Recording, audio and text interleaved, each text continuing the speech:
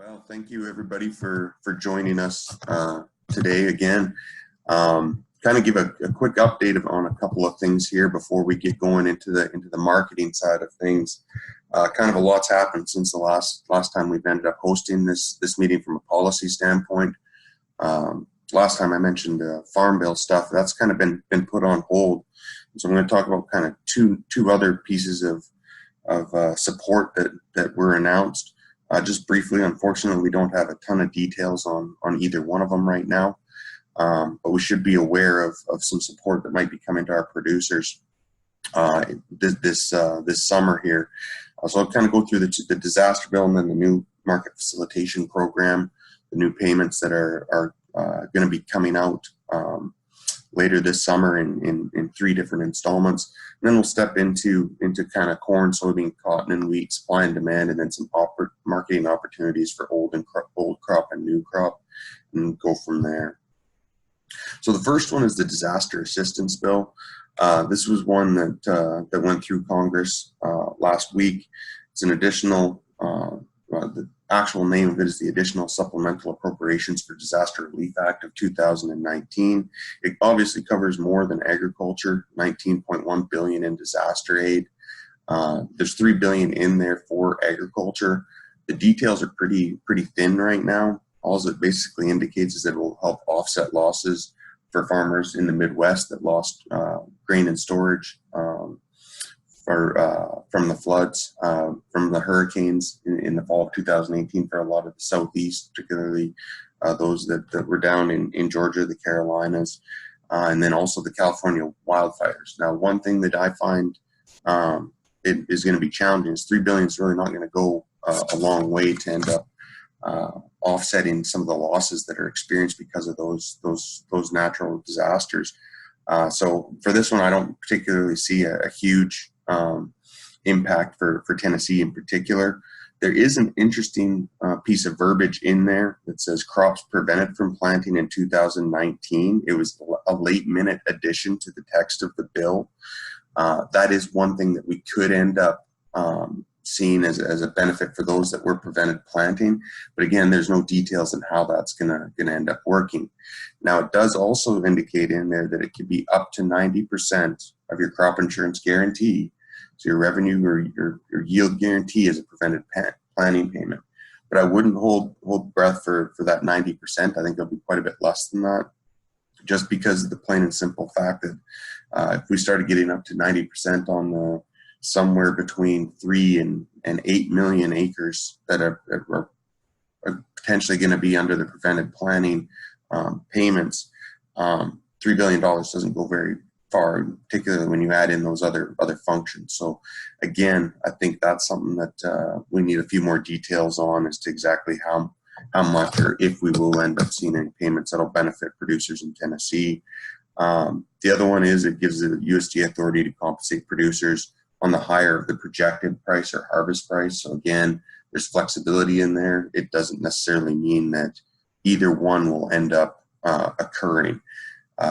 Those that typically buy revenue insurance don't use the harvest price exclusion, but this does provide an added level up to potentially that 90%. The other program that has transpired recently is the market facilitation payment program for 2019. Again, it's got kind of the three different programs to it. It's not just the MFP. There are two other ones that I'll talk about, but that's where the bulk of the money is. For 2019, it's up to $14.5 billion. You can see the covered commodities there.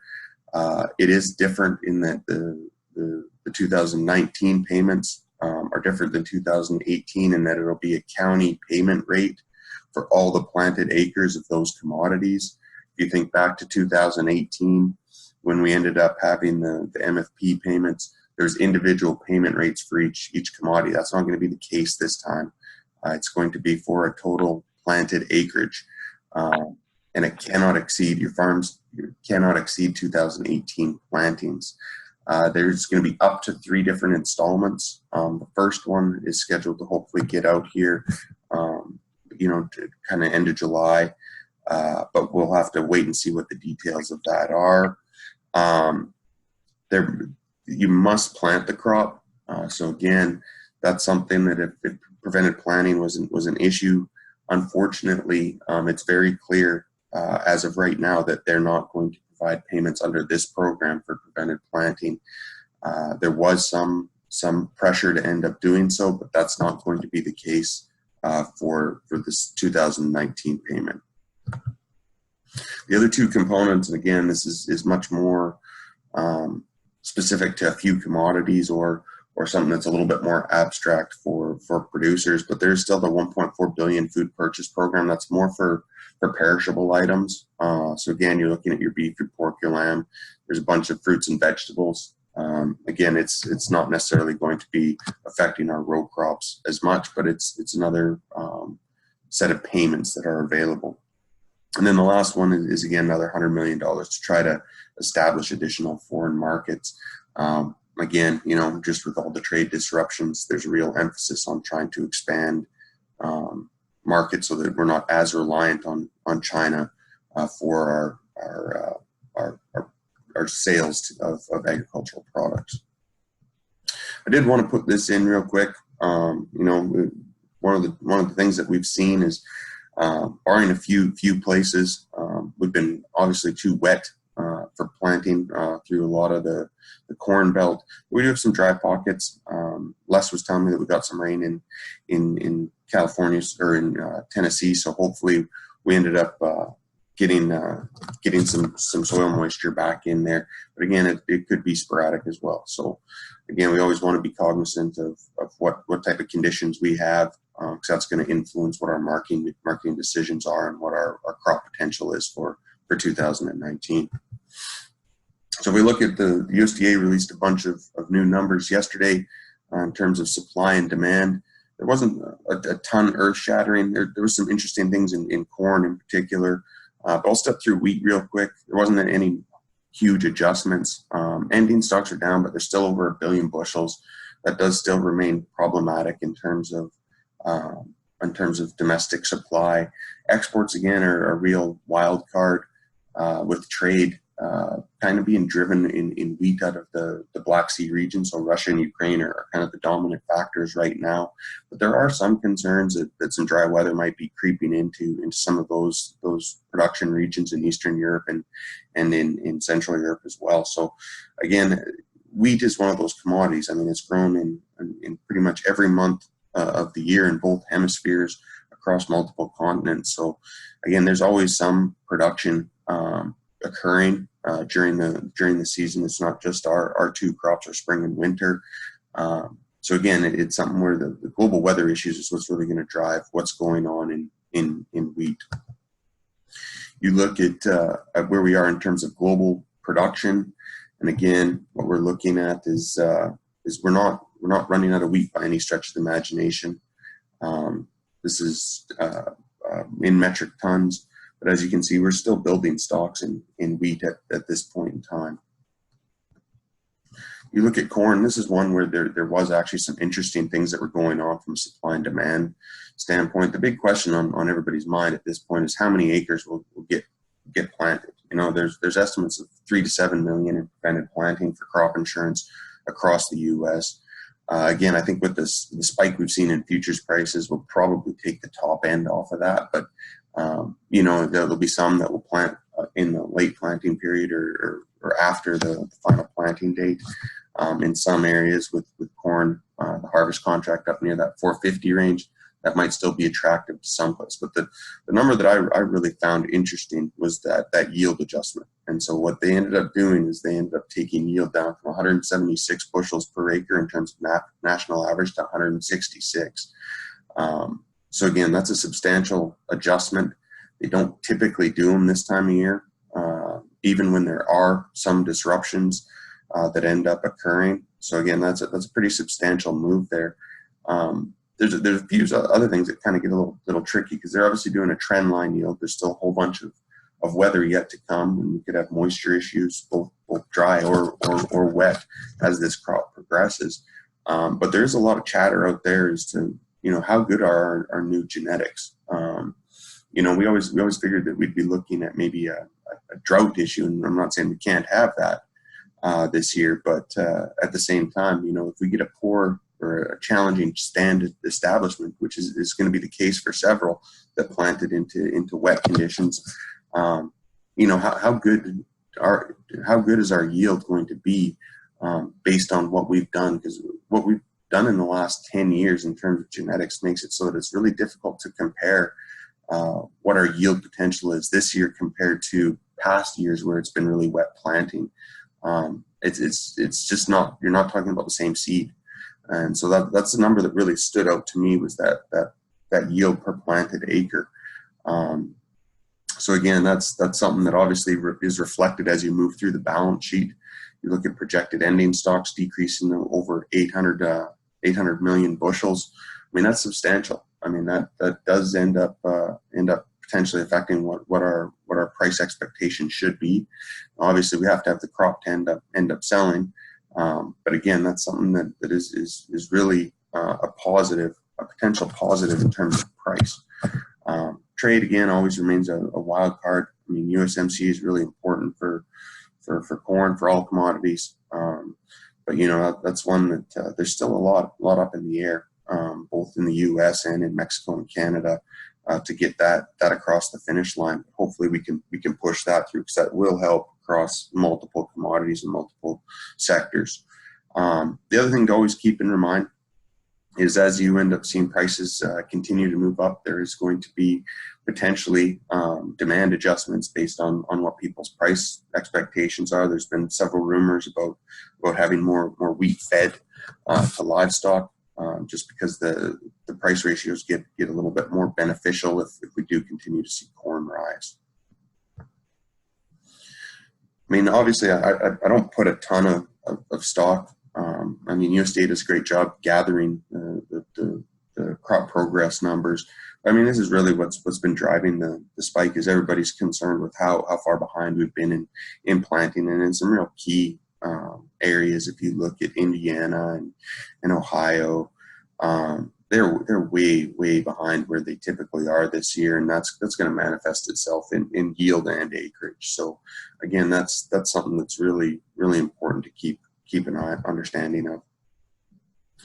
You look at global corn production. Again, this is something that if you think back to the winter meetings that we hosted at the grain conferences, I mentioned this several times, is that we've started reducing global corn stocks.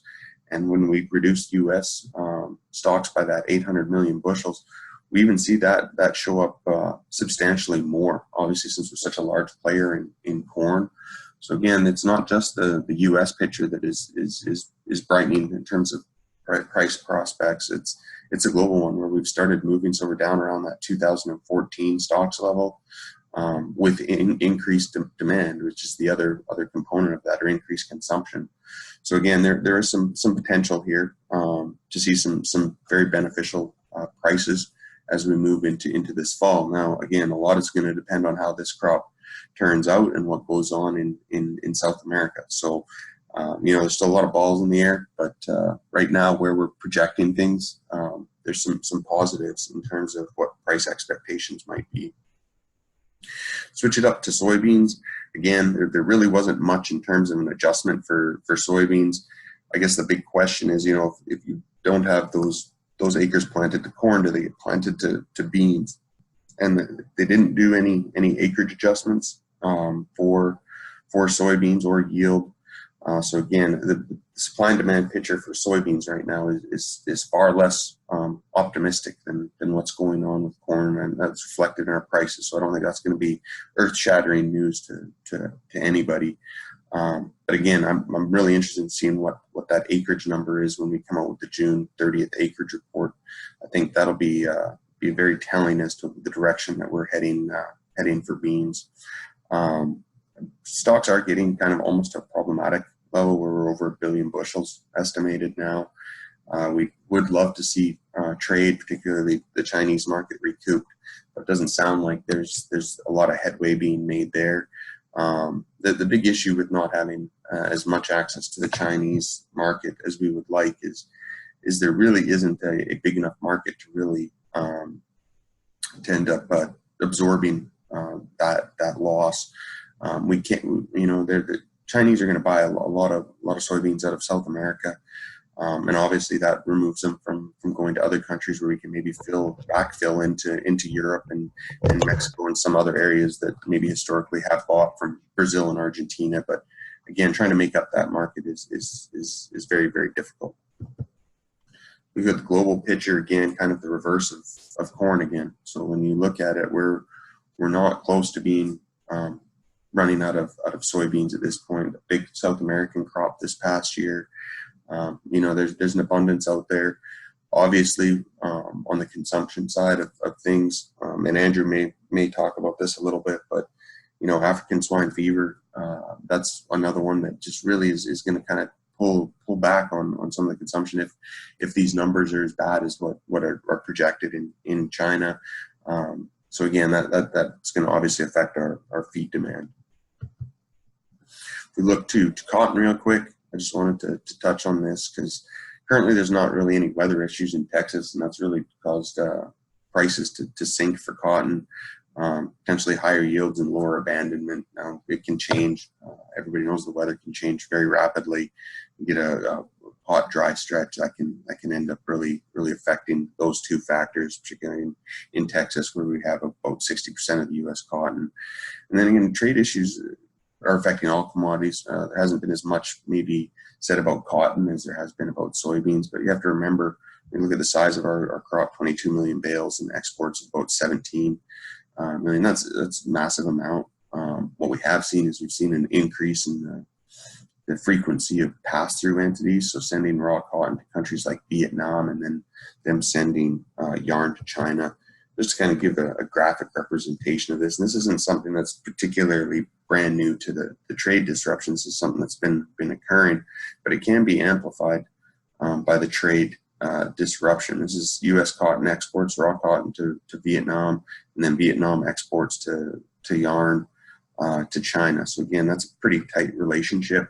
The reason why I point this out is, again, if you run raw cotton through Vietnam and then yarn to China, it avoids the tariffs. So again, U.S. cotton's still making its way into China, but we're potentially not seeing that tariff impact. Now, we're probably not recouping the full amount of that difference, and so it does provide a disadvantage to our cotton exporters. Supply and demand global is actually looking better than in past years, where we have reduced stock substantially. The big issue with that is most of that stocks is in China, which really doesn't have as big of an influence on the market because China's never going to be a cotton exporter, or as of right now, they're not going to be a cotton exporter. So anything that's held in reserve really doesn't make it to the global market. What it does impact is how much they're going to import and pull off the rest of the market. So if we switch kind of to prices, I want to kind of go through some of the new crop prices. Some of this will be evident to people, but it is remarkable the move that we've seen. This is December corn. We look at 90.25 cent move from a contract low to a contract high in 1 month. So again, we kind of bottomed out down to that 363, and now we're bouncing around up in that 430 to 450 range, kind of moving sideways, looking to see where exactly we're going to be in terms of prevented planting numbers. I think that's what's going to trigger the next move, either up or down, is when we end up seeing what those final acreage numbers. I think that's going to kind of dictate where prices end up moving as we go from here. You look at November soybeans. Again, we had the big fall off back in April into May, where we bottomed out. Down that 815 range. We've kind of bounced back up. We've kind of topped out and then drifted back down to that 880 range. I don't think these are prices that are going to get a lot of producers overly excited. So if we look at wheat's come up nicely. $1.10 move in 1 month. We've got a back up over $5. So again, with our basis, I think that's something that we can potentially take advantage of for sure. If you look at cotton, cotton's the one that's kind of moved the opposite direction. So we started out where we had some really good pricing opportunities back in March and April, where we had cotton, but well above 74 cents. So up to a high of almost 78 cents on the December contract. Since then, it's kind of went off a cliff. A lot of that's driven by the weather issues and trade-related disruptions. And then we've kind of been moving sideways to down. Again, I think a lot of that is going to depend on what occurs in terms of weather. But again, we've lost over 13 cents from where we were on a high side for cotton. So cotton's drifted the opposite direction as grains and oilseeds. So just kind of I want to wrap it up with just a couple of quick things in terms of old crop marketing and new crop marketing. For those that still have corn in the bins, having a July futures price north of that 4.25, I'd strongly consider it. I mean, particularly, you want to evaluate where you are in terms of your 2019 crop. If you have that strong basis, as we do in several parts of Tennessee, I could see up around that 450 range. If you think back, and I know everything's changed since then, but think back to the winter, we would have jumped at this opportunity in a heartbeat. So, if you think that your crop's looking pretty good right now, using this spike to kind of clean out those bins might not be a bad thing to end up doing. Make a way to end up storing other crops as well can provide an added benefit. Soybeans is, I hope there's not a lot of people that have beans left in storage. But if sales weren't made this winter and fall when futures were above 925, I very much doubt that the current price offerings are likely to be attractive to pull those beans out. But I would put a caveat on there. Things could get worse this fall, particularly if we add a bunch of acreage and we have anywhere near trend line to above trend line yields in soybeans. It would be a very challenging marketing environment this fall if we were to end up having more acreage than where we're currently projecting and a trend line to above trend line yield. We would just build on that carryover. And again, there's always going to be price ramifications for that. So if you look at kind of new crop marketing, obviously you need to evaluate where you're at in terms of how much of the new crop that you've got priced, where you are in terms of yield potential. Everybody's farm is going to be a little bit different. We can get sporadic showers that hit some and miss others. So again, just to have an understanding of where that yield potential is, what your production is going to be. But it's very reasonable to have, a quarter to a third of the 2019 crop. Some people might get a little bit more aggressive than that. December near 450.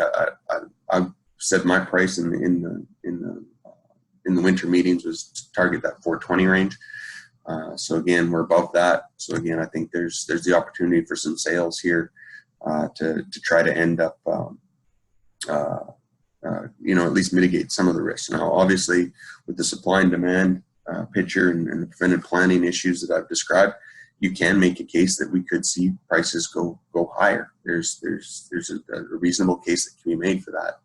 I think at that 450 on the December contract, getting some sales in there just in case we do get a correction, I think is worth considering. But again, I wouldn't get overly aggressive. Soybeans is a much more challenging one for me. Current price offerings, I don't see a lot of attraction to it, but boy, they could get a lot worse. So you have to kind of evaluate, do you have the capacity to store this, and how much risk are you willing to take on the downside? One thing that we haven't talked about, but we have in the past, is maybe doing some out of the money puts, or trying to secure a minimum price contract. Just try to get a floor underneath some of this production, because you could really end up seeing it come way down if we ended up getting some of the acres and the yield that we could see because of a result of preventive planning and a reasonable growing condition. Wheat, for those that ended up having or harvested wheat, store if possible and use the basis to your advantage. That usually typically works pretty well. Futures prices are really going to be driven by global supply and demand and weather and trade. So again, there's not a ton that we can end up doing there, but being able to store and take advantage of the strong basis offers or the improving basis offers that we will seasonally get. is something that we should end up trying to use if it's available to us. If you look at cotton, unfortunately, we probably missed that key marketing window. I don't see a strong likelihood of us getting back into that 75-cent range. So again, at this point, where price offerings are, I don't see a real strong desire to end up having sales. Hopefully, we'll have another opportunity. We typically do, where we'll see prices higher than where they're at.